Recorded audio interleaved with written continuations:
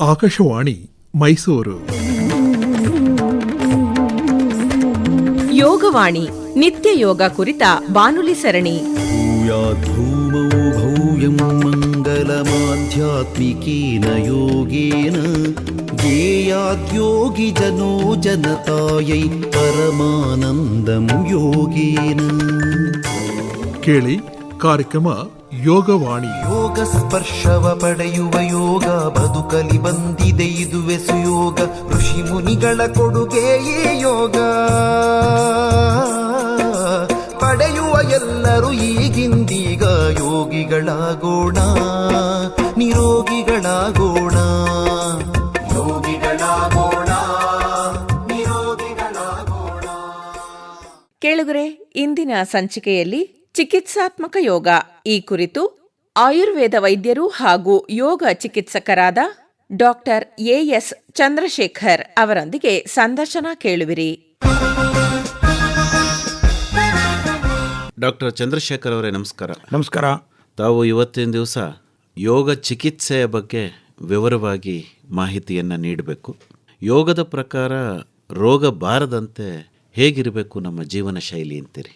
ಯೋಗ ಬಲ್ಲವನಿಗೆ ರೋಗವಿಲ್ಲ ಅಂತ ನಾಣ್ಣುಡಿನ ಹೇಳ್ಬೋದು. ಯಾಕೆ ಅಂದರೆ ಮನಯೇವ ಮನುಷ್ಯಾಣಂ ಕಾರಣಂ ಬಂಧ ಮೋಕ್ಷಯೋಹ ಅಂತ. ಬಂಧನಕ್ಕೆ ಮೋಕ್ಷಕ್ಕೆ ಕಾರಣ ಮನಸ್ಸು. ಈ ಬಂಧನ ಅನ್ನೋದೇ ರೋಗ. ಬಂಧನ ಮುಕ್ತ ಆಗೋದು ಅಂದರೆ ರೋಗ ಮುಕ್ತನಾಗೋದು ಅಂತ. ರೋಗ ಮುಕ್ತನಾದವನು ಯಾವುದೇ ರೀತಿಯಾದಂಥ ಕೆಟ್ಟ ಹವ್ಯಾಸಗಳಲ್ಲಿರಲ್ಲ, ಅಥವಾ ಅವನು ಆಹಾರದಲ್ಲಿ ಎಲ್ಲದರಲ್ಲೂ ಅವನು ಒಂದು ತನ್ನದೇ ಆದಂಥ ಒಂದು ಪ್ರಿನ್ಸಿಪಲ್ ಅಂತೇನು ಹೇಳ್ತೀವಿ, ಆ ರೀತಿ ಒಂದು ಇದನ್ನು ಇಟ್ಕೊಂಡಿರ್ತಾನೆ. ಆದ್ದರಿಂದ ಯೋಗ ಕಲಿತವನಿಗೆ ಬರೋದಿಲ್ಲ. ಮತ್ತು ಮೈತ್ರಿ ಕರುಣ ಉದಿತ ಉಪೇಕ್ಷಾಣ ಸುಖ ದುಃಖ ಪುಣ್ಯ ವಿಶೇಷಾಣ ಸುಖ ಅಂತ ಹೇಳ್ತಾರೆ. ಅಂದರೆ ಇಲ್ಲಿ ಮೈತ್ರಿಯನ್ನು ಯಾರಲ್ಲಿ ಮಾಡಬೇಕು, ಸುಖವನ್ನು ಪಡುವಂಥವ್ರಲ್ಲಿ ಸಂಬಂಧಗಳನ್ನು ಇಟ್ಕೋಬೇಕು, ಒಳ್ಳೆಯ ರೀತಿಯಲ್ಲಿ ನಡ್ಕೊಳ್ಬೇಕು. ದುಃಖವನ್ನು ಪಡುವವರಿಗೆ ಕರುಣೆಯನ್ನು ತೋರಿಸ್ಬೇಕು. ಮುದಿತ ಉಪೇಕ್ಷಾಣ ಅಂದರೆ ಯಾರು ಪುಣ್ಯದ ಕೆಲಸ ಮಾಡ್ತಿರ್ತಾನೆ ಅವನಿಗೆ ನಾವು ಸಹಕಾರ ಕೊಡಬೇಕು ಮತ್ತು ಅವನನ್ನು ಹೊಗಳಬೇಕು. ಉಪೇಕ್ಷಾಣ ಅಂದರೆ ಯಾರು ಕೆಟ್ಟ ಕೆಲಸ ಮಾಡ್ತಾರೆ ಅವ್ರನ್ನ ಉಪೇಕ್ಷೆ ಮಾಡಿದ್ರೆ ನಮ್ಮ ಭಾವನಾತ್ಮ ಚಿತ್ತ ಪ್ರಸಾದನಂ ಅಂತ. ಅಂದರೆ ನಮ್ಮ ಮನಸ್ಸು ಪ್ರಸಾದ ಅಂದರೆ ಸಮತೋಲನ ಸ್ಥಿತಿಯಲ್ಲಿ ಇರುತ್ತೆ. ಹಾಗಾಗಿ ಈ ರೀತಿ ಆ ವ್ಯಕ್ತಿಗಳನ್ನು ನಾವು ನೋಡಿಕೊಂಡು, ಯಾವ್ಯಾವ ವ್ಯಕ್ತಿಗಳು ಯಾವ ರೀತಿ ನಡ್ಕೋತಾರೆ ಅದನ್ನು ನೋಡಿಕೊಂಡು ಅವರುಗಳ ಜೊತೆಯಲ್ಲಿ ಸಂಬಂಧವನ್ನು ಇಟ್ಕೊಂಡ್ರೆ ನಮ್ಗೆ ಯಾವುದೇ ರೀತಿಯಾದಂಥ ರೋಗ ಬರಲ್ಲ. ಸುಖಾನುಶಯಿ ರಾಗ ಅಂತ ಹೇಳ್ತೀವಿ. ಅಂದರೆ ಯಾರು ಸುಖವನ್ನೇ ಅನುಸರಿಸ್ಕೊಂಡು ಹೋಗ್ತಾನೋ ಅವನಿಗೆ ಹೆಚ್ಚೆಚ್ಚು ರೋಗಗಳು ಬರೋದು ಚಾನ್ಸಸ್ ಇರುತ್ತೆ. ಅಂದರೆ ಯಾರು ಸಿಂಪಲ್ ಲಿವಿಂಗಲ್ಲಿರ್ತಾನೆ, ಹೈ ಥಿಂಕಿಂಗಲ್ಲಿರ್ತಾನೆ, ಅವನಿಗೆ ಯಾವುದೇ ರೋಗ ಬರಲ್ಲ ಅನ್ನುವಂಥದ್ದು ನಮ್ಮ ಇದರಲ್ಲಿ ಪತಂಜಲಿ ಯೋಗ ಸೂತ್ರದಲ್ಲಿ ಹೇಳ್ತಾರೆ. ದುಃಖಾನುಶಯಿ ದ್ವೇಷ ಅಂತ ಹೇಳ್ತಾನೆ. ಯಾರು ದುಃಖವನ್ನೇ ಪಡ್ತಿರ್ತಾನೋ ಅವನು ಇನ್ನೊಬ್ಬರನ್ನು ದ್ವೇಷ ಮಾಡ್ತಾ ಇರ್ತಾನೆ. ದ್ವೇಷದಿಂದಾಗಿ ಅನೇಕ ರೋಗಗಳು ಬರುತ್ತೆ. ದ್ವೇಷದ ಒಂದು ಬೀಜ ಎಷ್ಟರ ಮಟ್ಟಿಗೆ ದೊಡ್ಡ ದೊಡ್ಡ ಕಾಯಿಲೆಗಳನ್ನು ಬರೆಸುತ್ತೆ ಅಂದರೆ, ಯಾರಿಗೆ ಇನ್ನೊಬ್ಬರ ಬಗ್ಗೆ ದ್ವೇಷ ಮಾಡ್ತಾನೆ ಅಂದರೆ ಅವನಿಗೆ ಹೈಪರ್ ಟೆನ್ಷನ್ ಇರ್ಬೋದು, ಹಾರ್ಟ್ ಡಿಸೀಸ್ ಇರ್ಬೋದು. ಇವೆಲ್ಲ ಯಾವುದೋ ಒಂದು 10 ವರ್ಷ 20 ವರ್ಷದ ಹಿಂದೆ ಯಾರನ್ನೋ ದ್ವೇಷ ಮಾಡಿಕೊಂಡೇ ಬಂದಿರ್ತಾನೆ. ಅವನಿಗೆ ಇಂಥ ಒಂದು ದೊಡ್ಡ ದೊಡ್ಡ ಕಾಯಿಲೆಗಳು ಮುಂದೆ ಬರುತ್ತೆ ಅನ್ನುವಂಥದ್ದನ್ನು ಇಲ್ಲಿ ನಾವು ಯೋಗದಲ್ಲಿ ಅರ್ಥ ಮಾಡ್ಕೋಬೋದು. ಮನುಷ್ಯನಿಗೆ ಬಹಳಷ್ಟು ರೋಗಗಳು ಬರ್ತವೆ. ಈಗ ಯೋಗ ಚಿಕಿತ್ಸೆ ಅಂದಾಗ ಯಾವ ರೋಗಗಳಿಗೆ ಯಾವ ರೀತಿಯ ಯೋಗವನ್ನು ಮಾಡಬಹುದು ಅಂತ ಹೇಳ್ತೀರಿ? ಇಲ್ಲಿ ಯೋಗ ಅಂದರೆ ಬರೀ ನಾವು ಆಸನಗಳು ಅಂತ ಅಷ್ಟೇ ಅಲ್ಲ, ಮುದ್ರಾ, ಪ್ರಾಣಾಯಾಮ, ಷಟ್ಕ್ರಿಯೆಗಳು, ಈ ಥರ ಅನೇಕ ಕ್ರಿಯೆಗಳನ್ನು ಮಾಡಿಕೊಂಡು ನಾವು ಅನೇಕ ರೋಗಗಳನ್ನು ಹೋಗಿಸ್ಕೋಬೋದು. ಯೋಗ ಶುರುವಾದಾಗ ಅದು ರೋಗಕ್ಕೋಸ್ಕರ ಅಂತ ಆಗಿಲ್ಲ, ಅದು ಪ್ರಿವೆನ್ಷನ್ ಆಫ್ ಡಿಸೀಸ್ ಬರದೇ ಇರೋ ರೀತಿಯಲ್ಲಿ ಇಟ್ಕೊಳ್ಳೋದಕ್ಕೋಸ್ಕರ ಯೋಗ ಪ್ರಾರಂಭ ಆಯಿತು. ಆದರೆ ಇವತ್ತದು ಚಿಕಿತ್ಸಾತ್ಮಕ ಯೋಗವಾಗಿ ಪರಿಣಾಮವನ್ನು ಹೊಂದುತ್ತಾ ಇದೆ. ಹಾಗಾಗಿ ಅನೇಕ ರೋಗಗಳಿಗೆ ಅನೇಕ ಚಿಕಿತ್ಸೆಗಳನ್ನು ಮಾಡೋ ರೀತಿಯಲ್ಲಿ ಯಾವ್ಯಾವ ಶರೀರಶಾಸ್ತ್ರ ಮತ್ತು ಅಂಗಶಾಸ್ತ್ರಗಳ ಜೊತೆಲಿ ತೊಗೊಂಡು ಹೋದಾಗ ಯಾವ್ಯಾವ ಕ್ರಿಯೆಗಳು ಅಂದರೆ ಪೆಥಾಲಜಿಕಲ್ ಚೇಂಜಸ್ ಏನಾಗಿರುತ್ತೆ ಅದನ್ನು ಸಮತೋಲನಕ್ಕೆ ಬರೋ ರೀತಿ ಮಾಡೋದಕ್ಕೆ ಅನಾಟಮಿಕಲ್ ಇದನ್ನು ನೋಡ್ಕೋಬೇಕು ನಾವು. ಅಂದರೆ ಯಾವ ನರಗಳು, ಯಾವ ಮಾಂಸಖಂಡಗಳು, ಯಾವ ಮೂಳೆಗಳು ಯಾವ್ಯಾವ ರೀತಿ ಅದು ರೆಸ್ಪಾಂಡ್ ಮಾಡ್ತಾ ಇದೆ, ಅದಕ್ಕೆ ಏನು ತೊಂದರೆ ಬಂದಿದೆ ಅದನ್ನು ನೋಡಿಕೊಂಡು ಅದಕ್ಕೆ ತಕ್ಕಂತಹ ಅನೇಕ ಚಿಕಿತ್ಸೆಗಳನ್ನು ಅನೇಕ ಆಸನಗಳಿಂದಲೂ ಕೂಡ ಮಾಡ್ಬೋದು ಅಂತ ಇವತ್ತು ಅನೇಕ ಸಂಘಟನೆಗಳು ಅದರ ಬಗ್ಗೆ ರಿಸರ್ಚ್ಗಳನ್ನು ಮಾಡಿದೆ. ಈಗ ಹೃದ್ರೋಗಕ್ಕೆ ವೀರಭದ್ರಾಸನ ಮಾಡ್ಬೋದು. ವೀರಭದ್ರಾಸನ 3ನೇ ಅಂದರೆ ABC ಅಂತ ಇದೆ. ವೀರಭದ್ರಾಸನ C ಮಾಡ್ಬೋದು. ಆಸ್ತಮಾಕ್ಕೆ ಧನುರಾಸನ, ಉಷ್ಟ್ರಾಸನ, ಈ ರೀತಿ ಶವಾಸನ ಮತ್ತು ಇವುಗಳನ್ನೆಲ್ಲ ಹೈಪರ್ ಟೆನ್ಷನ್ಗೆ ಮಾಡುವಂಥದ್ದು. ಯೋಗ ನಿದ್ರವನ್ನು, ತಾಡಾಸನವನ್ನು ಹೈಪರ್ ಟೆನ್ಷನ್ಗೆ ಮಾಡುವಂಥದ್ದು. ಆಮೇಲೆ ಹೊಟ್ಟೆಗೆ ಸಂಬಂಧಪಟ್ಟಂಥ ರೋಗಗಳಲ್ಲಿ ಪವನ ಮುಕ್ತಾಸನ, ಜಠರ ಪರಿವರ್ತನಾಸನ, ಹಲಾಸನ ಮತ್ತು ಪ್ರೋಸ್ಟೇಟ್ ಅಂತ ಗೆಡ್ಡೆಗಳು ಬರ್ತವೆ. ಗಂಡಸರಲ್ಲಿ ಇದಿರುತ್ತೆ. ಅವರಿಗೆ ಡ್ರಿಬ್ಲಿಂಗ್ ಆಫ್ ಯೂರಿನ್ ಅಂತ, ಅಂದರೆ ತೊಟ್ಟೆ ಯೂರಿನ್ ಹೋಗುವಂಥದ್ದು, ಯೂರಿನ್ ತಡೆದು ಒಂದೊಂದು ಸಲ ಬಹಳ ಹೊತ್ತು ನಿಂತ್ಕೊಂಡ್ರು ಯೂರಿನ್ ಬರಲ್ಲ, ಆಮೇಲೆ ಯಾವಾಗಲೂ ಬರುತ್ತೆ. ಇದು ಪ್ರೋಸ್ಟೇಟ್ ದಪ್ಪ ಆಗಿರುವಂಥ ಒಂದು ಸಿಂಪ್ಟಮ್ಸ್ನ ಹೇಳುತ್ತೆ.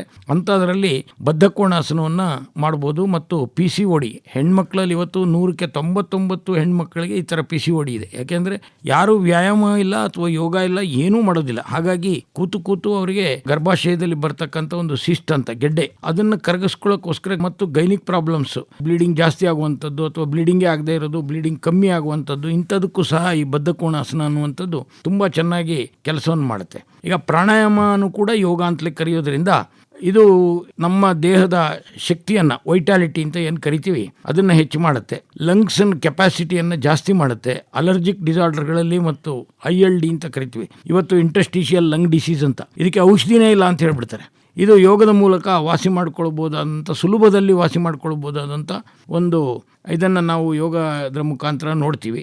ಇನ್ನು ಮೆಡಿಟೇಷನ್ನಲ್ಲಿ ಮೆಟಬಾಲಿಕ್ ಆ್ಯಕ್ಟಿವಿಟಿ ಅಂತ ದೇಹದಲ್ಲಿ ಏನೇನು ಆಗ್ತಾ ಇದೆ ಅವೆಲ್ಲದನ್ನು ಇನ್ಕ್ರೀಸ್ ಮಾಡುವಂಥ ಒಂದು ಶಕ್ತಿ ಮೆಡಿಟೇಷನ್ ಇದೆ.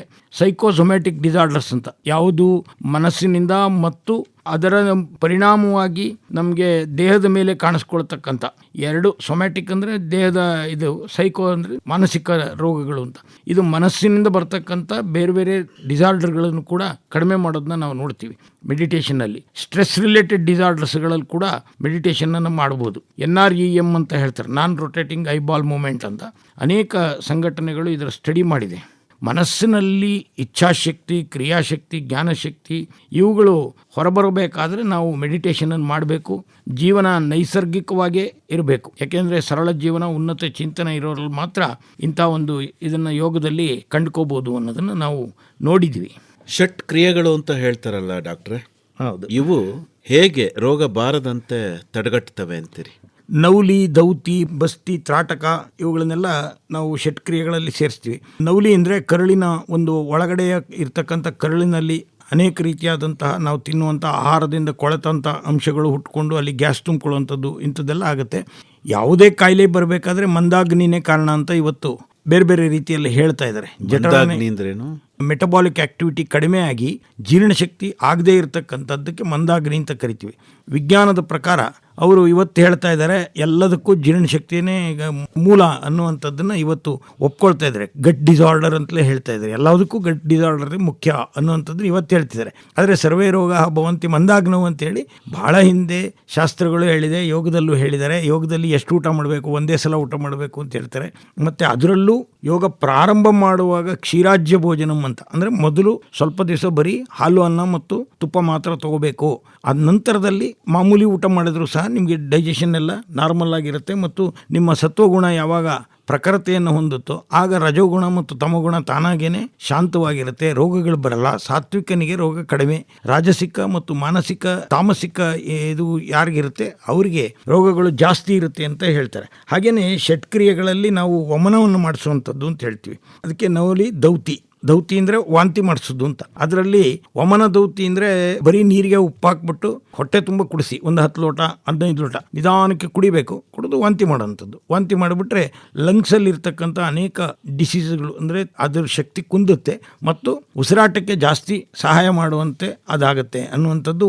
ಹಾಗೆಯೇ ಜಠರದಲ್ಲಿ ಇರ್ತಕ್ಕಂಥ ಕಫವನ್ನು ಕಡಿಮೆ ಮಾಡ್ಕೊಳ್ಳೋಕ್ಕೆ ಬಟ್ಟೆಯನ್ನು ತುಂಡನ್ನು ತೊಗೊಂಡು 1 ಮೀಟ್ರ್ ಉದ್ದ ತೊಗೊಂಡು ಅದನ್ನು ನುಂಗ್ತಾ ಹೋಗೋದು. ಅದಕ್ಕೆ ಮುಂದಕ್ಕೆ ಜೇನುತುಪ್ಪ ಹಾಕ್ಕೊಂಡು ನುಂಗ್ತಾ ಹೋಗಬೇಕು. ಅದು ಒಂದೇ ದಿವಸದಲ್ಲಾಗಲ್ಲ, 10 ದಿವಸ 12 ದಿವಸ ಬೇಕಾಗುತ್ತೆ. ನಿಧಾನಕ್ಕೆ ನುಂಗೋದು ಅಭ್ಯಾಸ ಮಾಡ್ಕೊಳ್ಬೇಕಾಗತ್ತೆ. ಆ ರೀತಿ ನುಂಗ್ತಾ ಆಮೇಲೆ ವಾಪಸ್ ಹಾಗೆ ತೆಗೆದುಬಿಟ್ರೆ ಅನೇಕ ಕಫರೋಗಗಳು ಹೊರಟೋಗುತ್ತೆ. ಇದರಿಂದ ಜೀರ್ಣಶಕ್ತಿ ಚೆನ್ನಾಗಾಗುತ್ತೆ, ಬೇರೆ ಬೇರೆ ಕಾಯಿಲೆಗಳು ಬರೋದನ್ನು ತಡೆಗಟ್ಕೋಬೋದು. ಹಾಗೆಯೇ ನೌಲಿ, ದೌತಿ, ಬಸ್ತಿ. ಬಸ್ತಿ ಅಂದರೆ ಎನಿಮಾ ಕೊಡೋದು ಅಂತ. ಅದರಲ್ಲಿ ಯಾವ ರೀತಿ ನೀರಿನಲ್ಲಿ ಒಂದು ಕಮಲದ ದಂಟು ಅಂತ, ಅಂದರೆ ಒಳಗಡೆ ಕೊಳವೆ ಥರ ಇರುತ್ತೆ, ಅದು ಯಾವುದೇ ರೀತಿ ಹಾರಂ ಮಾಡಲ್ಲ. ಹಾಗಾಗಿ ಆ ಕಮಲದ ದಂಟಿನ ಮುಖಾಂತರ ನೀರನ್ನು ಗುದದ್ವಾರದ ಮುಖಾಂತರ ಕೊಟ್ಟು ಕರುಳನ್ನು ಕ್ಲೀನ್ ಮಾಡ್ಕೋಬೇಕು. ಅಂದರೆ ಯಾವ್ಯಾವ ಸಂದರ್ಭದಲ್ಲಿ ಯಾವ್ಯಾವುದನ್ನು ಮಾಡಬೇಕು ಷಟ್ಕ್ರಿಯೆಗಳಲ್ಲಿ ಅನ್ನುವಂಥದ್ದನ್ನು ಕೂಡ ಸ್ಪಷ್ಟವಾಗಿ ತಿಳಿಸಿದ್ದಾರೆ. ತ್ರಾಟಕ ಅಂದರೆ ಯಾರಿಗೆ ದೃಷ್ಟಿದೋಷ ಇರುತ್ತೆ ಅಂಥವರು ಒಂದು 3 ರಿಂದ 4 ಮೀಟರ್ ದೂರದಲ್ಲಿ ಒಂದು ಸಣ್ಣ ದೀಪವನ್ನು ಹಚ್ಚಿ ಅದನ್ನೇ ಏಕಾಗ್ರತೆಯಿಂದ ನೋಡ್ತಾ ಸಹಜವಾಗಿ ಉಸಿರಾಟದ ಕಡೆ ಗಮನ ಕೊಟ್ಟು ಅದನ್ನೇ ನೋಡ್ತಾ ಇದ್ದರೆ ಕಣ್ಣಿನಲ್ಲಿ ನೀರು ಬರುತ್ತೆ. ಅದನ್ನು ಬಂದ ತಕ್ಷಣವೇ ಕಣ್ಣನ್ನು ಮುಚ್ಚಿಬಿಟ್ಟು ಸ್ವಲ್ಪ ಹೊತ್ತು ಯಾವಾಗ ಅದು ಸ್ಟಿಮ್ಯುಲೇಟ್ ಆಗಿರುತ್ತೆ, ಒಳಗಡೆ ಮಸಲ್ಸ್ ಎಲ್ಲ ಒಂಥರ ಬಿಗಿ ಬಂದಿರುತ್ತೆ, ಕಣ್ಣು ಮುಚ್ಕೊಂಡ ತಕ್ಷಣವೇ ಮತ್ತೆ ರಿಲ್ಯಾಕ್ಸ್ ಆಗುತ್ತೆ. ಹೀಗೆ ಆಗೋದರಿಂದ ದೂರದೃಷ್ಟಿ, ಸಮೀಪ ದೃಷ್ಟಿ, ಕಣ್ಣಿಗೆ ಬರ್ತಕ್ಕಂಥ ಬೇರೆ ಕಾಯಿಲೆಗಳು ನರಗಳಿಂದ ಬರ್ಬೋದು, ಕಣ್ಣಿನ ಮಾಂಸಖಂಡಗಳಿಂದ ಬರ್ಬೋದು, ಇವುಗಳನ್ನೆಲ್ಲ ತಪ್ಪಿಸ್ಕೋಬೋದು ಅನ್ನುವಂಥದ್ದನ್ನು ಅಲ್ಲಿ ನೋಡ್ತೀವಿ. ಹಾಗೆಯೇ ಕಪಾಲಭಾತಿ ಅಂತ, ನಾವು ಉಸಿರನ್ನು ದೀರ್ಘವಾಗಿ ತಗೊಂಡು ಒಂದೇ ಸಲ ಫೋರ್ಸಲ್ಲಿ ಬಿಟ್ಟಾಗ, ಕಪಾಲ ಅಂದರೆ ಕೆನ್ನೆ, ಭಾತಿ ಅಂದರೆ ಶೈನಿಂಗ್ ಅಂತ, ಅಂದರೆ ಹೊಳೆಯುವಂಥ ಮುಖ ಆಗಬೇಕು. ಅಂದರೆ ಮುಖದ ಮೇಲಿನ ಭಾಗದಲ್ಲಿ ಇರತಕ್ಕಂಥ ಎಲ್ಲ ಅಂಗಗಳಿಗೆ ಶಕ್ತಿಯನ್ನು ತುಂಬುವಂಥದ್ದು ಕಪಾಲಭಾತಿಯಿಂದ ಆಗುತ್ತೆ.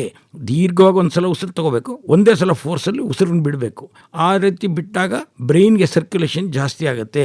ಅಂದರೆ ಈ ಕಿವಿಯಲ್ಲಿ ಶಬ್ದ ಬರ್ತಕ್ಕಂಥದ್ದು, ಅನೇಕ ರೋಗಗಳು, ಈ ಜತ್ರೋರ್ಧ್ವಗತ ರೋಗಗಳು ಅಂತಲೇ ಕರೀತಾರೆ. ಅಂದರೆ ಕುತ್ತಿಗೆಯಿಂದ ಮೇಲ್ಪಟ್ಟು ಯಾವ್ಯಾವ ರೋಗಗಳು ಬರುತ್ತೋ ಅದನ್ನೆಲ್ಲ ಹೋಗಿಸ್ಕೋಬಹುದು ಅಂತ ಹೇಳ್ತಾರೆ. ಹಾಗೆಯೇ ಆರೋಗ್ಯವಂತ ಮಕ್ಕಳು ಆಗಲಿಲ್ಲ, ಯಾವುದೋ ಒಂದು ಮೆಂಟಲಿ ರಿಟಾರ್ಡೆಡ್ ಹುಟ್ಟುಬಿಟ್ಟಿದೆ ಅಂತ ಗೊತ್ತಾಗುತ್ತೆ. ಅಂದರೆ 3 ತಿಂಗಳು, 4 ತಿಂಗಳು, 5 ತಿಂಗಳು, 6 ತಿಂಗಳಿಗಾರು ಗೊತ್ತಾಗುತ್ತೆ. ಆ ರೀತಿ ಮೆಂಟಲಿ ರಿಟಾರ್ಡೆಡ್ ಮೈಲ್ಸ್ಟೋನ್ ಡಿಲೇ ಆಗಿದೆ, ಅಂದರೆ ಅದರ ಬೆಳವಣಿಗೆ ಕುಂಠಿತ ಆಗ್ತಾ ಇದೆ, ನಿಧಾನಗತಿಯಲ್ಲಿ ಆಗ್ತಾ ಇದೆ ಅಂದಾಗ ಅಂಥ ಮಕ್ಕಳಿಗೆ ಶೀರ್ಷಾಸನ ಮಾಡಿಸ್ಬೇಕು. ಪ್ರತಿದಿನ ಕೈನಲ್ಲಿ ಹಿಡ್ಕೊಂಡು ಶೀರ್ಷಾಸನವನ್ನು ಮಾಡಿಸೋದ್ರಿಂದ 1 ನಿಮಿಷ, ಆಮೇಲೆ 1.5, 2 ನಿಮಿಷ, 2.5 ನಿಮಿಷ, 3 ನಿಮಿಷ, ಈ ರೀತಿ ಜಾಸ್ತಿ ವಾರಕ್ಕೆ ಜಾಸ್ತಿ ಮಾಡಿಕೊಂಡು 5 ನಿಮಿಷದವರೆಗೆ ಆ ಥರ ಹಿಡ್ಕೋಬೋದು ಕೈನಲ್ಲಿ.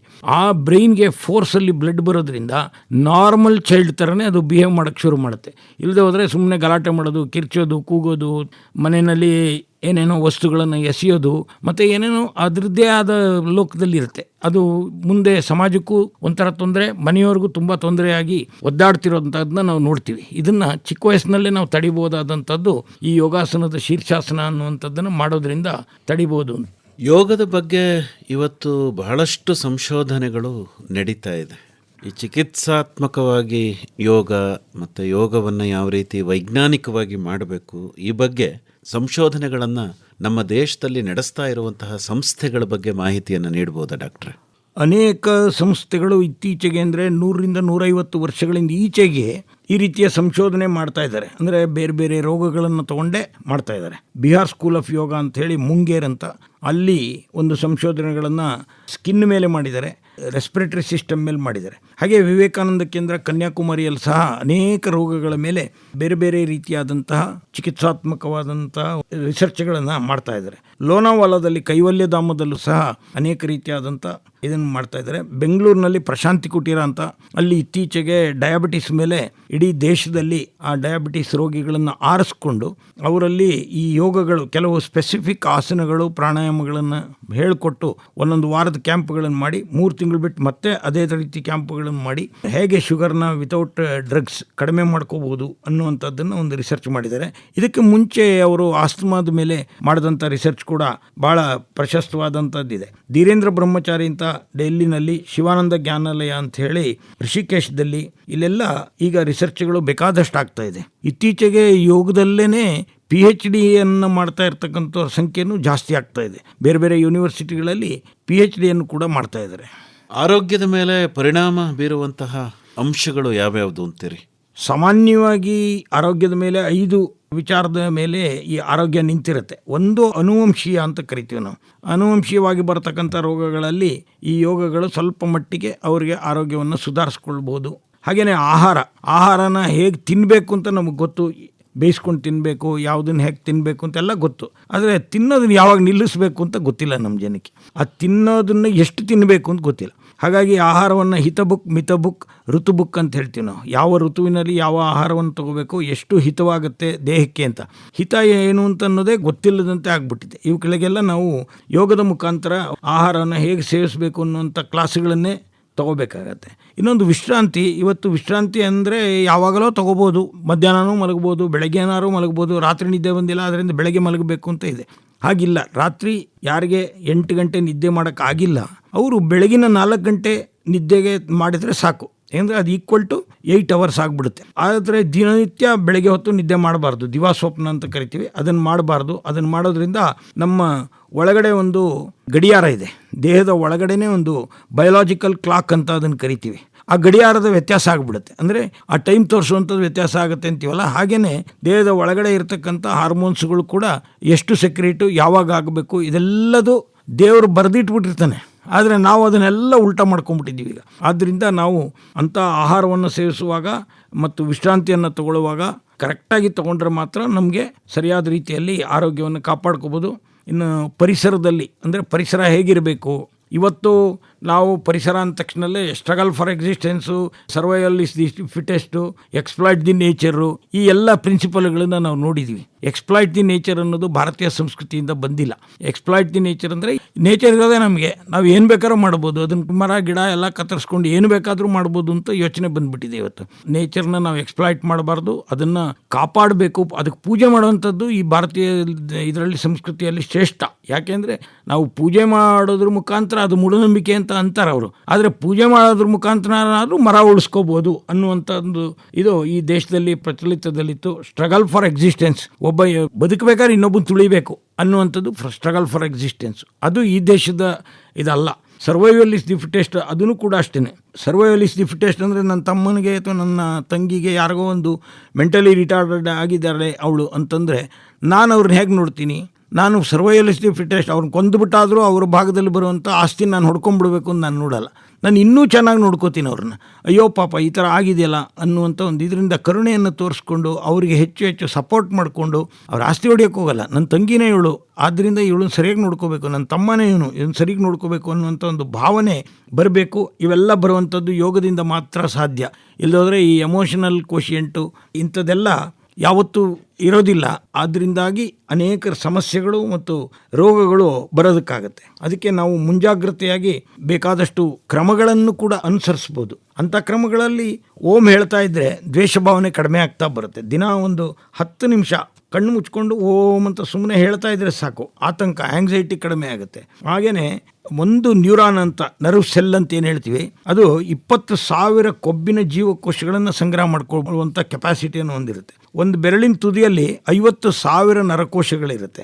ಅಂದರೆ ಇವೆಲ್ಲ ಯಾತಕ್ಕೆ ಇದೆಲ್ಲ ರಿಸರ್ಚ್ ಆಗಿದೆ ಅಂತಂದರೆ, ನಮ್ದೀಗ ಆಲ್ಫಾ ಬೀಟಾ ಡೆಲ್ಟಾ ಅಂಥೇಳಿ ಮೆದುಳಿನಲ್ಲಿ ವೇವ್ಸು ಹೋಗ್ತಾ ಇರುತ್ತೆ. ಆ ಡೆಲ್ಟಾ ವೇವ್ಸನ್ನು ಜಾಸ್ತಿ ಮಾಡಬೇಕು, ಆಲ್ಫಾ ವೇವ್ಸನ್ನು ಕಡಿಮೆ ಮಾಡಬೇಕು ಅಂತಂದರೆ ನಾವು ಈ ರೀತಿಯ ಓಂಕಾರವನ್ನು ಹೇಳೋದು, ಧ್ಯಾನ ಅಥವಾ ಕಣ್ಣು ಮುಚ್ಕೊಂಡು ಕೂತ್ಕೊಂಡು ಪ್ರಾಣಾಯಾಮ ಮಾಡೋದು, ಇವುಗಳಿಂದ ಅವೆಲ್ಲ ಕಡಿಮೆ ಆಗಿರೋದನ್ನು EEG ಅಂತ ಕರಿತೀವಿ ನಾವು, ಎಲೆಕ್ಟ್ರೋ ಎನ್ಸೆಫಲೋಗ್ರಾಮ್ ಅಂತ. ಅದರ ಮೂಲಕ ಇವತ್ತು ಬೇಕಾದಷ್ಟು ರಿಸರ್ಚ್ಗಳು ನಿಮ್ಯಾನ್ಸಲಾಗಿದೆ. ಇದು ಯೋಗದ ಮುಖಾಂತರ ಹೇಗೆ ಮಾನಸಿಕ ರೋಗಗಳನ್ನು ತಡೆಯಬಹುದು ಅನ್ನುವಂಥದ್ದನ್ನು ಕೂಡ ಇವತ್ತು ಮಾಡಿರುವಂಥದ್ದನ್ನ ನಾವು ನೋಡ್ತೀವಿ. ಡಾಕ್ಟರ್ ಚಂದ್ರಶೇಖರ್ ಅವರೇ, ಯೋಗವನ್ನು ಅಂದರೆ ವಿಶೇಷವಾಗಿ ಆಸನವನ್ನು ತುಂಬ ವೈಜ್ಞಾನಿಕವಾಗಿ ಮಾಡಬೇಕು ಅಂತ ಹೇಳ್ತಾರೆ. ಅಂದರೆ ಉಸಿರಾಟದ ಸಮೇತ, ಅಂದರೆ ಯೋಗದಲ್ಲಿ ಹೇಳೋ ಹಾಗೆ ಉಸಿರನ್ನು ಬಿಡುವಾಗ ಉಸಿರು ಬಿಡಬೇಕು, ಉಸಿರನ್ನು ತಗೊಳ್ಳುವಾಗ ಉಸಿರನ್ನು ತಗೋಬೇಕು, ಉಸಿರನ್ನು ನಿಲ್ಲಿಸ್ಬೇಕಾದಾಗ ಉಸಿರನ್ನು ಒಳಗಡೆನೆ ನಿಲ್ಲಿಸ್ಕೋಬೇಕು. ಹೀಗೆ ಉಸಿರಾಟದ ಸಮೇತ ಯೋಗವನ್ನು ಮಾಡಬೇಕು. ಮತ್ತು ಆಸನ ಅಂದರೆ ಅದು ಒಂದು ವಿಜ್ಞಾನ ಅಂತ. ಹಾಗಾಗಿ ಇದನ್ನು ತುಂಬ ಅಚ್ಚುಕಟ್ಟಾಗಿ ಮಾಡೋದು ಹೇಗೆ? ಇದನ್ನು ಪೂನಾದಲ್ಲಿ BK ಅಯ್ಯಂಗಾರರು ರಮಾಮಣಿ ಇನ್ಸ್ಟಿಟ್ಯೂಟ್ ಆಫ್ ಯೋಗ ಅಂತೇಳಿ ಒಂದು ದೊಡ್ಡ ಇನ್ಸ್ಟಿಟ್ಯೂಟ್ ತೆಗೆದಿದ್ದಾರೆ. ಅವರು ಮಾಡಿರ್ತಕ್ಕಂಥ ಅನೇಕ ರಿಸರ್ಚ್ಗಳು ನಮ್ಮ ಕಣ್ಮುಂದೆ ಬರುತ್ತೆ. ಬೆನ್ನು ಮೂಳೆ ಸೊಟ್ಟಾಗಿರೋದಿರ್ಬೋದು, ಅಥವಾ ಫ್ರ್ಯಾಕ್ಚರ್ ಆದಮೇಲೆ ನಡೆಯೋಕ್ಕೆ ಆಗಲ್ಲ, ಅವರಿಗೆ ಸ್ವತಃ ಅವರಿಗೇ ಫ್ರ್ಯಾಕ್ಚರ್ ಆದಾಗ ನಿಮಗೆ ಇನ್ನೂ ಸರಿ ಮಾಡೋಕ್ಕಾಗಲ್ಲ ಅಂತ ಹೇಳಿದಾಗಲೂ ಸಹ ಅವರು ಕೆಲವು ಆಸನಗಳನ್ನು ಮಾಡಿಕೊಂಡು ಅದನ್ನು ಸರಿಪಡಿಸ್ಕೊಂಡಿರ್ತಕ್ಕಂಥದ್ದನ್ನು ನಾವು ಗಮನಿಸ್ತೀವಿ. ಹಾಗೆಯೇ ಉಸಿರಾಟ ತಗೊಳ್ಳೋದು ಬಿಡೋದು ಅಂತ ಹೇಳಿದ್ರಲ್ಲ, ಅದಕ್ಕೆ ಪೂರಕ, ರೇಚಕ ಅಂತ ಕರಿತೀವಿ. ಹಿಡಿದಿಟ್ಕೊಳ್ಳೋದಕ್ಕೆ ಕುಂಭಕ ಅಂತ ಕರಿತೀವಿ. ಇಲ್ಲಿ ಹಿಡಿದಿಟ್ಕೊಳ್ಳುವಂಥದ್ದು ಆಸನಗಳಲ್ಲಿ ಸಾಮಾನ್ಯವಾಗಿ ಬಹಳ ಕಡಿಮೆ. ಇದರಲ್ಲಿ ಪೂರಕ, ರೇಚಕನೇ ಮುಖ್ಯ. ಪೂರಕ ಒಂದು ಮಿನಿಮಮ್ ಒಂದು 15ರಿಂದ 20 ಸೆಕೆಂಡ್ಗಳು ಮೊದಲು ಹಿಡಿದಿಟ್ಕೋಬೇಕು. ನಂತರ 30 ಸೆಕೆಂಡ್ವರೆಗೆ, ಅಂದರೆ ಅರ್ಧ ನಿಮಿಷದವರೆಗೆ ಹಿಡಿದಿಟ್ಕೊಳ್ಳೋಂಥವ್ರು ಇದ್ದಾರೆ, ಅಂದರೆ ತಗೊಳ್ಳೋವಂಥವ್ರು ಇದ್ದಾರೆ, ಬಿಡುವಂಥವ್ರು ಇದ್ದಾರೆ. ಹಾಗೆ ಮಿನಿಮಮ್ 15 ಸೆಕೆಂಡ್ ತಗೊಳ್ಳುವಂಥದ್ದು, 15 ಸೆಕೆಂಡ್ ಬಿಡುವಂಥದ್ದು ಮೊದಲಿಂದ ಅಭ್ಯಾಸ ಮಾಡ್ಕೊಂಡು ಬರಬೇಕು. ಮತ್ತು ಒಂದು ಆಸನ ಅಂದರೆ ಮಿನಿಮಮ್ ಒಂದು 5ರಿಂದ 10 ನಿಮಿಷಗಳು ಮಾಡಬೇಕಾಗತ್ತೆ. ನಾವು ಸುಮ್ಮನೆ ಎಕ್ಸರ್ಸೈಸ್ ಥರ ಒಂದು ಉಸಿರು ತಗೊಳ್ಳೋದು, ಕೈ ಬಿಟ್ಬಿಡೋದು, ಮತ್ತೆ 2ನೇ ಉಸಿರು ತಗೊಳ್ಳೋದು, ಇನ್ನೊಂದು ಸ್ಥಿತಿಗೆ ಹೋಗೋದು ಆಗಬಾರ್ದು. ಯಾಕೆಂದರೆ ಸ್ಥಿರ ಸುಖಂ ಆಸನಂ ಅಂದರೆ ಸ್ಥಿರತೆ ಮತ್ತು ಸುಖ ಎರಡನ್ನೂ ಕೊಡಬೇಕು. ಸ್ಟೆಬಿಲಿಟಿನೂ ಕೊಡಬೇಕು ಬಾಡಿಗೆ, ಮೈಂಡ್ಗೆ, ಮತ್ತು ಸುಖವನ್ನು ಕೊಡಬೇಕದು. ಆ ಆಸನ ಮಾಡುವಾಗ ಇನ್ನೊಂದಷ್ಟೊತ್ತು ಇರಬೇಕು ಈ ಆಸನದಲ್ಲಿ ಅಂತ ಪ್ರತಿಯೊಬ್ಬರಿಗೂ ಅನ್ನಿಸ್ಬೇಕು. ಅಯ್ಯೋ ಸುಸ್ತಾಗ್ತಾ ಇದೆ, ಕೈ ಬಿಟ್ಬಿಡ್ತೀನಿ, ಕಾಲು ಬಿಟ್ಬಿಡ್ತೀನಿ ಅಂದರೆ ಅದು ಆಸನ ಆಗಲ್ಲ, ಅದು ಎಕ್ಸರ್ಸೈಸ್ ಆಗುತ್ತೆ. ಆ ರೀತಿ ನಾವು ಮನಸ್ಸಿಟ್ಟು ಅದನ್ನು ಮಾಡಿದರೆ ಮಾತ್ರ ಅದು ನಮಗೆ ಶಕ್ತಿಯನ್ನು ತುಂಬುತ್ತೆ, ಮನಸ್ಸಿಗೂ ಶರೀರಕ್ಕೂ ಶಕ್ತಿಯನ್ನು ತುಂಬುತ್ತೆ. ಹಾಗಾಗಿ 5 ನಿಮಿಷ 10 ನಿಮಿಷ ಒಂದು ಆಸನವನ್ನು ಮಾಡಬೇಕು. ಮತ್ತು ವೇಮನ ಅಂತ ಒಬ್ಬರು ಆಂಧ್ರದಲ್ಲಿ ಒಂದು ಪುಸ್ತಕವನ್ನೇ ಬರೆದಿದ್ದಾರೆ, ವಿನಾವಿನ್ಯಾಸೇನ ಆಸನಂ ನಾ ಸಿದ್ಧತೆ. ಆಸನ ಸಿದ್ಧಿಯಾಗಬೇಕಾದ್ರೆ ವಿನ್ಯಾಸಗಳ ಮೂಲಕ ಮಾಡಬೇಕು. ಅಂದರೆ ಒಂದು ಸ್ಥಿತಿಯಿಂದ ಇನ್ನೊಂದು ಸ್ಥಿತಿ, ಇನ್ನೊಂದು 1 2 3 4 ಅಂತ ಹೇಗೆ ನಾವು ಆಜ್ಞೆಗಳನ್ನು ಕೊಡ್ತೀವೋ ಆ ರೀತಿ ಆಜ್ಞೆಗಳನ್ನು ಕೊಟ್ಕೊಂಡು ಹೋಗಬೇಕು. ವಿನಾವಿನ್ಯಾಸೇನ ವಿನ್ಯಾಸಗಳನ್ನು ಮಾಡಿಕೊಂಡು ಆಸನಗಳನ್ನು ಮಾಡಬೇಕು ಅಂತ ಹೇಳ್ತಾರೆ. ಸ್ಥಿತಿಯಲ್ಲಿ ನಾನು ಹೇಳಿದಾಗೆ 5 ರಿಂದ 10 ನಿಮಿಷ ಒಂದೊಂದು ಆಸನದ ಸ್ಥಿತಿಯಲ್ಲಿ ಇರಬೇಕು. ಈಗ ಆಸನಗಳನ್ನು ಮಾಡೋದಕ್ಕೆ ಒಂದಷ್ಟು ಪ್ರೋಟೋಕಾಲ್ಗಳನ್ನು ಸಿದ್ಧಪಡಿಸ್ಬಿಟ್ಟಿದ್ದಾರೆ. ತಮಗೆ ಗೊತ್ತಿದೆ ಅದು. ಹೌದು.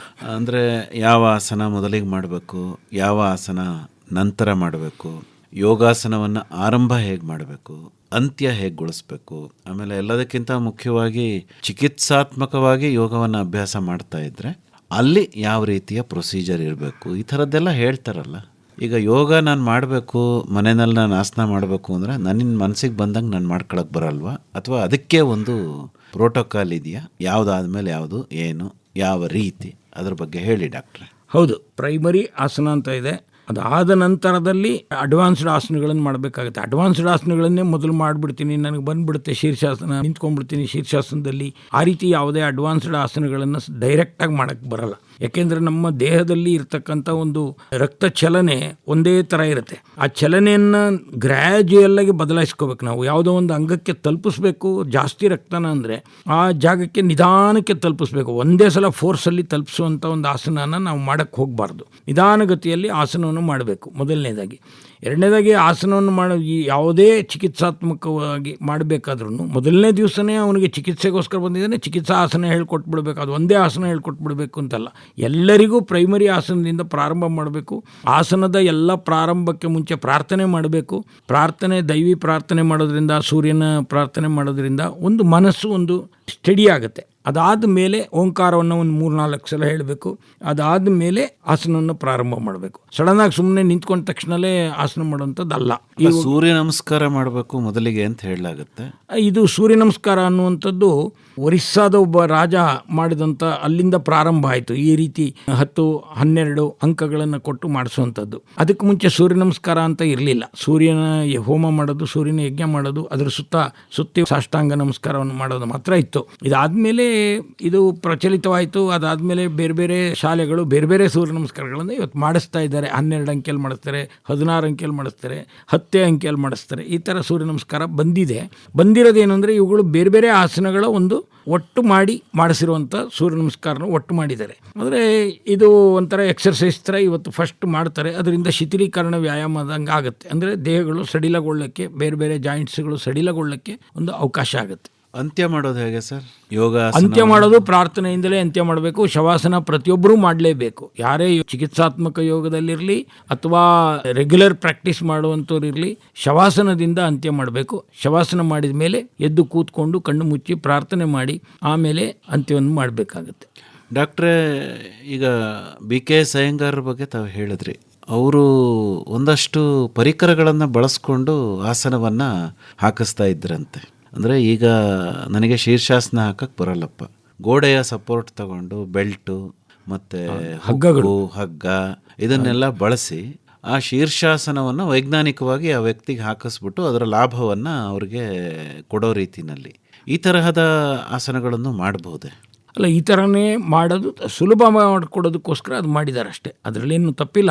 ಚೇರ್ಗಳನ್ನು ಬಳಸ್ಕೊಂಡು ತ್ರಿಕೋಣಾಸನ ಮಾಡೋಂಥದ್ದು, ದಂಡ ಬಳಸ್ಕೊಂಡು ತ್ರಿಕೋಣಾಸನ ಮಾಡೋವಂಥದ್ದು, ಇದೆಲ್ಲ ಮಾಡಿಸೋದ್ರಿಂದ ಏನಾಗುತ್ತೆ, ಬೆನ್ನು ಮೂಳೆ ನೇರವಾಗೇ ಇಟ್ಕೋಬೇಕು ಅನ್ನೋದು ಗೊತ್ತಾಗುತ್ತೆ. ಮುಂಚೆ ಆ ರೀತಿ ಯಾರೋ ಹೇಳ್ಕೊಟ್ಟಿಲ್ಲದೆ ಇರೋದ್ರಿಂದ ಯಾರೋ ಒಬ್ಬರು ಇನ್ನೊಬ್ಬರು ಇನ್ಸ್ಟ್ರಕ್ಟರ್ ಮಾಡಿಸ್ತಾ ಇದ್ದದ್ರಿಂದ ಅವರು ಹೇಗೆ ಮಾಡಿಸ್ತಿದ್ರು ಅದರ ಪ್ರಕಾರ ಮಾಡಿಸ್ತಿದ್ರು. ಆದರೆ BK ಸಯ್ಯಂಗಾರ್ ಬಂದ ಮೇಲೆ ಅದಕ್ಕೆ ಅದರದ್ದೇ ಆದ ಒಂದು ಬೇರೆ ಪರಿಕಲ್ಪನೆಗಳು ಇವತ್ತು ಎಲ್ಲ ಶಾಲೆಗಳಲ್ಲಿ ಬಂದಿದೆ. ಸುಲಭವಾಗಿ ಹೇಗೆ ಮಾಡಿಸ್ಬೋದು ಅನ್ನೋದು ಗೊತ್ತಾಗಿದೆ ಎಲ್ರಿಗೂ. ಈಗ ಯೋಗ ಹೇಳ್ಕೊಡ್ತಾರಲ್ಲ ಡಾಕ್ಟ್ರೆ, ಒಬ್ಬೊಬ್ಬರು ಒಂದೊಂದು ವಿಧದಲ್ಲಿ ಹೇಳ್ಕೊಡ್ತಾರೆ. ಕೆಲವರು ಪವರ್ ಯೋಗ ಅಂತ ಹೇಳಿ ಏನು 2 ನಿಮಿಷದಲ್ಲಿ ಸೂರ್ಯ ನಮಸ್ಕಾರನ ಮುಗಿಸ್ಬಿಡ್ತಾರೆ. ಇನ್ನು ಕೆಲವರು ಸೂರ್ಯ ನಮಸ್ಕಾರ ಮಾಡುವಾಗ ಒಂದೊಂದು ಭಂಗಿಯಲ್ಲೂ ಕೂಡ 1 ನಿಮಿಷ ಇರಬೇಕು ಅಥವಾ 2 ನಿಮಿಷ ಇರಬೇಕು, ಈ ಥರ ಹೇಳ್ತಾರೆ. ಅಂದರೆ ಜನರಿಗೆ ಏನು ಗೊಂದಲ ಆಗುತ್ತೆ ಅಂದರೆ, ಈಗ ಒಬ್ಬರ ಹತ್ರ ಹೋಗಿರ್ತಾರೆ, ಇನ್ನೊಬ್ರ ಹತ್ರ ಹೋಗಿರ್ತಾರೆ. ಈಗ ನಾನು ಮಾಡ್ತೀರಾ ಸರಿನೋ, ಅವ್ರು ಮಾಡ್ತೀರಾ ಸರಿನೋ, ಈ ತರಹದ ಗೊಂದಲಗಳು ಇವತ್ತು ಮೂಡ್ತಾ ಇದೆ. ಈಗ ಆಸನವನ್ನು ಸರಿಯಾಗಿ ಹಾಕಲಿಲ್ಲ ಅಂದರೆ ಅವನ ಮೇಲೆ ಆರೋಗ್ಯದಿಂದ ಏನಾದರೂ ದುಷ್ಪರಿಣಾಮಗಳಾಗ್ತವೆ, ಅಥವಾ ನಾನು ಮಾಡ್ತಿರೋ ಸರಿ ಅಥವಾ ತಪ್ಪು ಅನ್ನೋದನ್ನ ತಿಳ್ಕೊಳ್ಳೋದು ಹೇಗೆ? ಈಗ ಆಸನ ಮಾಡಿಸಿರಲ್ಲ, ಅವರೆಲ್ಲ ಒಂದು ಎಕ್ಸರ್ಸೈಸ್ ಮಾಡಿಸಿರ್ತಾರೆ. ಏನಂದರೆ ಈಗ ಒಂದು ಟೆಂಪ್ರೇಚರ್ನ ಒಂದು ರೂಮಲ್ಲಿ ಮೇಂಟೈನ್ ಮಾಡಿಬಿಟ್ಟು ಒಂದು ಯಾವುದೋ ಒಂದು ಸರ್ಟನ್ ಡಿಗ್ರೀಸ್, ಅದೇ ಡಿಗ್ರಿನಲ್ಲಿ ಪೂರ್ತಿ 1 ಗಂಟೆ ಅಲ್ಲಿ ಒಳಗಡೆ ಸೇರಿಸಿ ಬೆವರೋಂಗೆ ಮಾಡಿ ಒಂದಷ್ಟು ಆಸನಗಳನ್ನು ಮಾಡಿಸಿ ಅದೆಲ್ಲ ಮಾಡಿಸಿರ್ತಾರೆ. ಆದರೆ ನಿಜವಾದ ಯೋಗಾಸನ ಮಾಡುವಾಗ ತಪ್ಪು ಮಾಡಿದ್ರೆ ನಮ್ಮ ನರಗಳಲ್ಲಿ ವ್ಯತ್ಯಾಸ ಆಗುವಂಥದ್ದು, ನಮ್ಮ ಮೂಳೆಗಳಲ್ಲಿ ಸ್ವಲ್ಪ ಬೆಂಡಾಗುವಂಥದ್ದು ಇದೆಲ್ಲ ಆಗುತ್ತೆ. ಹಾಗಾಗಿ ನಾವು ಇದು ಬಹಳ ಎಚ್ಚರಿಕೆಯಿಂದ ಮಾಡಿಸುವಂಥ ಒಳ್ಳೆಯ ಗುರುಗಳಿಂದ, ಯೋಗವನ್ನೇ ಕಲ್ತಿರುವಂಥ ಗುರುಗಳಿಂದ ಮಾಡಿಸ್ಬೇಕು. ಇವತ್ತು ಕೆಲವು ಯೋಗಾಸನ ಸೆಂಟರ್ಸ್ಗಳಲ್ಲಿ ಯಾವುದೋ ಮ್ಯೂಸಿಕ್ಕು, ಫಾರಿನ್ ಮ್ಯೂಸಿಕ್ಕು ಅಥವಾ ಯಾವುದೋ ಒಂದು ಇಂಗ್ಲೀಷ್ ಮ್ಯೂಸಿಕ್ಕು, ಇನ್ನೊಂದು ಡ್ಯಾನ್ಸು, ಯಾವುದೋ ಒಂದು ಚಿತ್ರಗೀತೆ ಹಾಕ್ಬಿಟ್ಟು ಡಿಸ್ಕೋ ಮಾಡಿಸುವಂಥದ್ದು, ಇವೆಲ್ಲ ಕೈಕಾಲನ್ನ ಹಾಗೆ ಹೀಗೆ ಯಾವನ್ನೂ ಒಂದು ಯೋಗಾಸನ ಅಂತ ಕರೆದುಬಿಟ್ಟು ಬೋರ್ಡ್ ಹಾಕ್ಕೊಂಡ್ಬಿಟ್ಟಿರ್ತಾರೆ. ನಾವು ಯೋಚನೆ ಮಾಡಬೇಕು ಯಾವುದು ನಿಜವಾಗಿ ಶಾಸ್ತ್ರೋಕ್ತವಾದ್ದು, ಆಧ್ಯಾತ್ಮಿಕವಾಗಿ ಸಂಬಂಧಪಟ್ಟಿದೆ, ಇದಕ್ಕೆ ಥಿಯರಿ ಏನಿದೆ, ಇದೆಲ್ಲ ತಿಳ್ಕೊಂಡಾಗ ನಿಜವಾದ ಯೋಗ ಯಾವುದು ಅಂತ ಗೊತ್ತಾಗುತ್ತೆ ಅವರಿಗೆ. ಅಲ್ಲ, ತಪ್ಪಾಗಿ ಆಸನ ಹಾಕೋದ್ರಿಂದ ಪರಿಣಾಮ ಆಗುತ್ತೆ. ಖಂಡಿತ ನರಗಳ ಮೇಲೆ, ಮೂಳೆಗಳ ಮೇಲೆ ಅದೆಲ್ಲ ಹಾಗಾಗೆ ಬೆಂಡಾಗ್ಬಿಡುತ್ತೆ. ಬಲಗಡೆ ಎಷ್ಟು ಬಗ್ಗಕ್ಕಾಗಲಿಲ್ಲ ಅಷ್ಟನ್ನು ಮಾತ್ರ ಎಡಗಡೆನೂ ಬಗ್ಗಬೇಕು. ನಾನು ಎಡಗಡೆ ಚೆನ್ನಾಗಿ ಬಗ್ಬೋದು, ಬಲಗಡೆಗೆ ನಂಗೆ ಮಂಡಿ ನೋವಾಗ್ಬಿಡುತ್ತೆ, ಅದರಿಂದ ನಾನು ಅಲ್ಲಿ ಬಗ್ಗಕ್ಕಾಗಲ್ಲ ಅಂದ ತಕ್ಷಣವೇ ಇಲ್ಲಿ ವ್ಯತ್ಯಾಸ ಆಗಿಬಿಡುತ್ತೆ ಬಾಡಿನಲ್ಲಿ. ಹಾಗಾಗಿ ಎರಡನ್ನೂ ಬ್ಯಾಲೆನ್ಸ್ ಮಾಡ್ಕೊಳ್ಳೇಬೇಕು. ಪ್ರತಿಯೊಂದು ಅಂಗಗಳಿಗೂ, ಪ್ರತಿಯೊಂದು ಆಸನಕ್ಕೂ ಅದರದ್ದೇ ಆದಂಥ ಒಂದು ಇದನ್ನು ಬ್ಯಾಲೆನ್ಸ್ ಮಾಡ್ಕೊಳ್ಳುವಂಥ ಅಂಶಗಳಿದೆ. ಅಂತಿಮವಾಗಿ ಏನು ಹೇಳಕ್ಕೆ ಇಷ್ಟಪಡ್ತೀರಿ? ಸಾಮಾನ್ಯವಾಗಿ ಇವತ್ತು ಯೋಗನ ಹೆಚ್ಚು ಜನ ತಮ್ಮ ಒಂದು ರೋಗಗಳಿಗೆ ಬಳಸ್ಕೊಳ್ಳೋದಕ್ಕೆ ಹೊರಟು ಬಿಟ್ಟಿದ್ದಾರೆ. ನಾವು ರೋಗಗಳಿಗೆ ಬಳಸ್ಕೊಳ್ಳೋದು ಒಂದು ಹಂತದಲ್ಲಿ ಒಳ್ಳೆಯದು. ಆದರೆ ನಾವು ಯೋಗ ಕಲಿಯೋಕ್ಕೆ ಹೋಗುವಾಗಲೇ ಆ ಯೋಚನೆ ಇಟ್ಕೊಂಡು ಹೋಗೋದು ಬೇಡ ಅಂತ ಎಲ್ಲರಿಗೂ ಒಂದು ಮನವಿ ಮಾಡ್ಕೊಳ್ತೀನಿ. ಬೆಂಗಳೂರಿಗೆ ಹೋಗಬೇಕು ಅಂದರೆ ಬೆಂಗಳೂರಿಗೆ ಟಿಕೆಟ್ ತೊಗೊಳ್ಳಿ, ಮಧ್ಯೆ ಶ್ರೀರಂಗಪಟ್ಟಣದಲ್ಲಿ ಇಳಿಬೇಡಿ ಅಂತ ಹೇಳೋದಕ್ಕೆ ಇಷ್ಟಪಡ್ತೀನಿ. ಅಂದರೆ ಯೋಗದ ಮೂಲ ಉದ್ದೇಶ ಆತ್ಮಸಾಕ್ಷಾತ್ಕಾರ. ಆತ್ಮಸಾಕ್ಷಾತ್ಕಾರ ಅಂದ ತಕ್ಷಣ ಅಯ್ಯೋ ಆ ಲೆವೆಲ್ಲು ಅಂತ ಏನೋ ಭಾಳ ಸಾಕ್ಷಾತ್ಕಾರನೂ ಪದಾನೇ ನಿಮಗೆ ಹೆದರಿಕೆ ಬರೆಸುವಂಥ ಪದ ಇರ್ಬೋದು, ಅಥವಾ ಪದ ಕೇಳಿಲ್ಲ ಅಂತೇಳಿ ನಿಮ್ಗೆ ಅನ್ನಿಸ್ಬೋದು. ಬಹಳ ಸುಲಭ ಅದು. ಆತ್ಮಸಾಕ್ಷಾತ್ಕಾರ ಅಂದರೆ ಬೇರೆ ಏನಿಲ್ಲ. 2 ಟೆಸ್ಟ್ ಟ್ಯೂಬ್ನಲ್ಲಿ, ಒಂದು ಟೆಸ್ಟ್ ಟ್ಯೂಬಲ್ಲಿ ಆಕ್ಸಿಜನ್ ಇದೆ, ಇನ್ನೊಂದು ಟೆಸ್ಟ್ ಟ್ಯೂಬ್ನಲ್ಲಿ ಹೈಡ್ರೋಜನ್ ಇದೆ, ಜಲಜನಕ ಇದೆ, ಆಮ್ಲಜನಕ ಇದೆ. ಅದರ ಎರಡನ್ನು ನೋಡಿಬಿಟ್ಟು ನೀವು ಆಕ್ಸಿಜನ್ ಇದೆಯಾ ಇಲ್ಲ ಗೊತ್ತಾಗಲ್ಲ, ಹೈಡ್ರೋಜನ್ ಕಾಣುತ್ತಾ ಕಾಣಲ್ಲ. ಆದರೆ ಅದರದ್ದೇ ಆದಂಥ ಟೆಸ್ಟ್ಗಳು ಮಾಡಿದಾಗ ಯಾವುದೋ ಒಂದು ಕ್ಯಾಂಡಲ್ ಹಿಡ್ಕೊಂಬಂದು ಆಕ್ಸಿಜನ್ ಇರುವಂಥ ಇದಕ್ಕೆ ಹಾಕಿದ ತಕ್ಷಣ ಬುಗ್ ಅಂತ ಹತ್ಕೊಳ್ಳುತ್ತೆ. ಅಂದರೆ ಇದರೊಳಗೆ ಆಕ್ಸಿಜನ್ ಜಾಸ್ತಿ ಇದೆ ಅಂತ ಗೊತ್ತಾಗುತ್ತೆ. ಹಾಗೆಯೇ 2 ಟೆಸ್ಟ್ ಟ್ಯೂಬ್ ಹತ್ತಿರ ಹಿಡ್ಕೊಂಡಾಗ ಅಲ್ಲಿ ನೀರು ಡ್ರಾಪ್ ಬೈ ಡ್ರಾಪ್ ಬೀಳುತ್ತೆ. ಅಂದರೆ 2 ಕಾಣದೇ ಇರುವಂಥ ವಸ್ತುಗಳಿಂದ ಒಂದು ಕಾಣುವಂಥ ವಸ್ತು ನಿಮ್ಗೆ ಸಿಕ್ತು. ಅಂದರೆ ಒಂದು ಮನಸ್ಸು, ಒಂದು ಆತ್ಮ ಎರಡನ್ನೂ ನೀವು ನೋಡ್ಕೊಳ್ಳೋಕ್ಕಾಗಲ್ಲ. ಆದರೆ ಸಾಕ್ಷಾತ್ಕಾರ ಆದಾಗ ನೀರು ಹೇಗೆ ಕಾಣಿಸ್ತಾ ಇದೆಯೋ ಹಾಗೇ ನಿಮಗೂ ಸಹ ಪರದೆ ಸರಿಸಿದ್ರೆ, ಇಂದ್ರಿಯಗಳನ್ನು ನಿಮ್ಮ ಕಂಟ್ರೋಲಲ್ಲಿ ಇಟ್ಕೊಂಡ್ರೆ ಯಾವ ರೋಗಗಳು ಬರಲ್ಲ. ಹಾಗಾಗಿ ಎಲ್ಲ ಇಂದ್ರಿಯಗಳನ್ನು, ಅಂದರೆ ಇಲ್ಲಿ ಎಲ್ಲ ಅಂದ ತಕ್ಷಣದಲ್ಲಿ ಮನಸ್ಸು ಕೂಡ ಒಂದು ಇಂದ್ರಿಯ ಅಂತ ಹೇಳಿದೆ. ಮತ್ತು ಪಂಚಜ್ಞಾನೇಂದ್ರಿಯ, ಪಂಚಕರ್ಮೇಂದ್ರಿಯ ಅಂತ ಹೇಳ್ತೀವಿ. ಪಂಚಜ್ಞಾನೇಂದ್ರಿಯ ಅಂದರೆ ಕಣ್ಣು, ಕಿವಿ, ಮೂಗು, ನಾಲಿಗೆ, ಚರ್ಮ. ಪಂಚಕರ್ಮೇಂದ್ರಿಯ ಅಂದರೆ ವಾಕ್, ಪಾಣಿ, ಪಾದ, ಪಾಯು, ಉಪಸ್ಥಾಂತ, ಕಾಲುಗಳು, ಮಲಮೂತ್ರಗಳನ್ನು ಹೊರಗಡೆ ಹಾಕುವಂಥ ಅಂಗಗಳು. ಇವುಗಳನ್ನೆಲ್ಲ ನಾವು ಮಾತನ್ನು ಹೊರಡಿಸುವಂಥ ಅಂಗ. ಇದಕ್ಕೆ ಕರ್ಮೇಂದ್ರಿಯಗಳು ಅಂತ ಕರಿತೀವಿ. ಈ ಜ್ಞಾನೇಂದ್ರಿಯ, ಕರ್ಮೇಂದ್ರಿಯಗಳನ್ನು ನಮಗೆ ಬೇಕಾದಾಗ, ಅಂದರೆ ನಮಗೆ ಇಂಪಲ್ಸಸ್ ಅಂತ ಕರಿತೀವಿ, ಅಂದರೆ ಯಾವಾಗ ನಮಗೆ ಬೇಕೋ ಅದಕ್ಕೆ ಮಾತ್ರ ಬಳಸ್ಕೊಳ್ಳುವಂಥದ್ದು. ಈ ರೀತಿ ಮಾಡಿದಾಗ ಮತ್ತು ಮೌನವನ್ನು ಹೆಚ್ಚು ಅಭ್ಯಾಸ ಮಾಡಿದಾಗ ನಾವು ಒಳ್ಳೆಯ ಯೋಗಿಗಳಾಗ್ತೀವಿ. ಮತ್ತು ಯೋಗಿಗಳು ಅಂದ ತಕ್ಷಣವೇ ನಾವೇನೋ ಕಾವಿ ಬಟ್ಟೆ ಉಟ್ಕೊಂಡು ಹೋಗಬೇಕು ಅಂತಿಲ್ಲ. ಸಾಮಾನ್ಯ ಸಂಸಾರಸ್ಥನೂ ಕೂಡ ಎಲ್ಲ ಯೋಗವನ್ನು ಮಾಡಿಕೊಂಡು ಅವನ ಜೀವನವನ್ನು ಸುಖಮಯವನ್ನಾಗಿ ಮಾಡ್ಕೊಳ್ಳುವಂಥದ್ದು ಅಷ್ಟನ್ನೇ ಯೋಗಿ ಅಂತ ಕರಿತೀವಿ ಹೊರತು ಯೋಗಿ ಅಂದ ತಕ್ಷಣವೇ ಎಲ್ಲರೂ ಹಿಮಾಲಯದಲ್ಲಿ ಇರಬೇಕು ಅನ್ನುವಂಥ ಅಭಿಪ್ರಾಯ ಅಲ್ಲ. ಒಳ್ಳೆಯದು. ಡಾಕ್ಟರ್ ಚಂದ್ರಶೇಖರ್ ಅವರೇ, ಇದುವರೆಗೂ ಯೋಗ ಚಿಕಿತ್ಸೆ ಮತ್ತು ಚಿಕಿತ್ಸಾತ್ಮಕ ಯೋಗಕ್ಕೆ ಸಂಬಂಧಪಟ್ಟಂತೆ ಬಹಳ ಉಪಯುಕ್ತವಾದ ಮಾಹಿತಿ ನೀಡಿದಿರಿ. ವಂದನೆಗಳು. ನಮಸ್ಕಾರ. ನಮಸ್ಕಾರ. ಇದುವರೆಗೆ ಚಿಕಿತ್ಸಾತ್ಮಕ ಯೋಗ ಈ ಕುರಿತು ಆಯುರ್ವೇದ ವೈದ್ಯರು ಹಾಗೂ ಯೋಗ ಚಿಕಿತ್ಸಕರಾದ ಡಾಕ್ಟರ್ ಎಎಸ್ ಚಂದ್ರಶೇಖರ್ ಅವರೊಂದಿಗೆ ಸಂದರ್ಶನ ಕೇಳಿದಿರಿ. ಯೋಗವಾಣಿ ನಿತ್ಯ ಯೋಗ ಕುರಿತ ಬಾನುಲಿ ಸರಣಿ ಕೇಳಿದಿರಿ. ಸಹಯೋಗ ಸರ್ಕಾರಿ ಆಯುರ್ವೇದ ಸಂಶೋಧನಾ ಕೇಂದ್ರ, ಮೈಸೂರು. ನಡೆಯುವ ಮುಂದೆ ಮುಂದೆ ನಡೆಯುವ